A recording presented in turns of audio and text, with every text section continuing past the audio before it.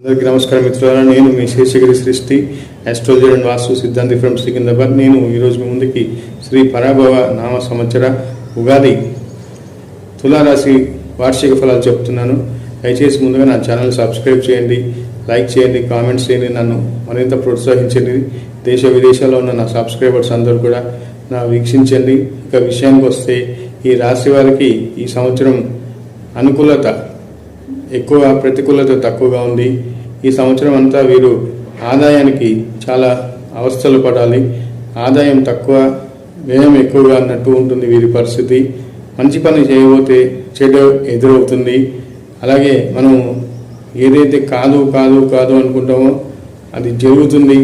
ఏదైతే జరుగుతుందని మీరు ఈ సంవత్సరం బాగా నమ్మకం పెట్టుకుంటారో, బాగా ఆశిస్తారో, దేన్నైతే బాగా జరిగిపోతుంది అని ఒక బలంగా ఈ నమ్మకాన్ని పెట్టుకుంటారు, కలగంటారు. అది మటుకు జరగక మిమ్మల్ని చాలా నిరాశపరుస్తుంది. ఇటువంటి ఆశ నిరాశల మధ్య ఈ తులారాశి వారికి ఈ సంవత్సరం చాలా మానసికంగా, చాలా శారీరకంగా కూడా వీరు కొంత బలహీన పడతారు. వీరికి అన్ని అవకాశాలు కూడా అందినట్లే అందుతాయి, చేజారిపోతాయి, దూరం అవుతాయి. తద్వారా వీరు కొంత మానసికంగా నిరుత్సాహపడిపోతారు, నీరసించిపోతారు. ఈ రాశివారు వీరు చేస్తున్న కృషికి ఎంత దగ్గరగా వచ్చి ప్రమోషన్స్ కానివ్వండి, ఇంక్రిమెంట్స్ కానివ్వండి, దూరం జరిగే అవకాశాలు ఉంటాయి. అలాగే వీరికి జూన్ వరకు అనుకూలత ఎక్కువగా ఉంది అన్ని రంగాల వారికి.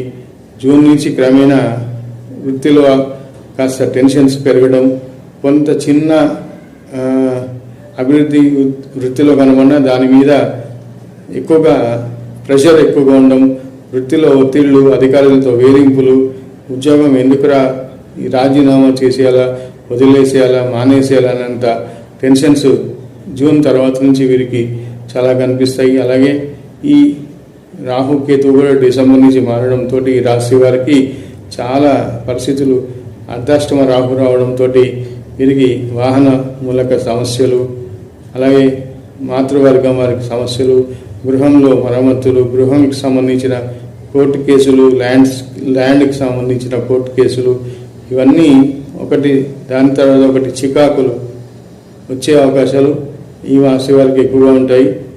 వాహనం నడపడంలో ఈ సంవత్సరం జాగ్రత్తగా ఉండాలి. నా వీడియో మీకు నచ్చితే లైక్ చేయాలి, సబ్స్క్రైబ్ చేయండి, కామెంట్ చేయండి.